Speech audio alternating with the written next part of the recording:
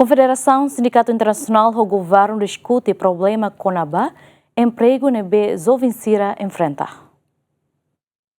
Equipa husi Confederação Sindicato Internacional asurumalu ho Primeiro-Ministro Kairala Sanana Guzmão ho discuti CONABA problema balung nebe Confederação Sindicato Timor-Leste enfrenta liu jovem ho emprego. Equipa Confederação Sindicato Internacional seihalo diálogo social construtivo entre trabalhador Sira no Sindicato Sira nebe diak ba desenvolvimento ida inclusivo liu. Diálogo social construtivo ne hetan apoio husi governo Timor-Leste liu atuharemos CONABA aumento salário mínimo nomos demanda pessoal ligado ao trabalhador Sira.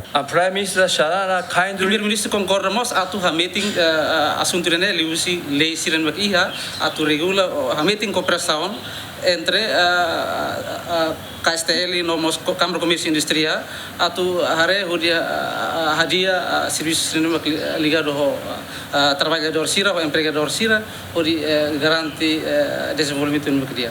E temos que discutir com o problema jovem no empregabilidade. O governo tem que exercer uma ida importante a tu bele fornece treinamento ou eleva força a habilidade para serviço niam. Provide better training and skill development. Primeiro-Ministro concorda atu hametin liutan assunto ne lihusi lei Sira nebe iha atu bele regula no hametin cooperação entre KSTL nomos Câmara do Comércio e Indústria Timor-Leste o hadia serviço Sira ligado ao trabalhador no empregador Sira ba garantia desenvolvimento ida dia cliu. Confederação Sindicato Internacional mos hatu apreciação makas ba povo Timor-Leste nebe ho carácter amigável hatu do perspectiva ba futuro ida nebe diak. Confederação Sindicato Internacional Macliang Global ba trabalhador Sira e mundo tomak nebe nia missão principal atau promove no defende trabalhador Sira nia direito no interesse lihusi cooperação internacional entre sindicato Sira no companhia global Sira.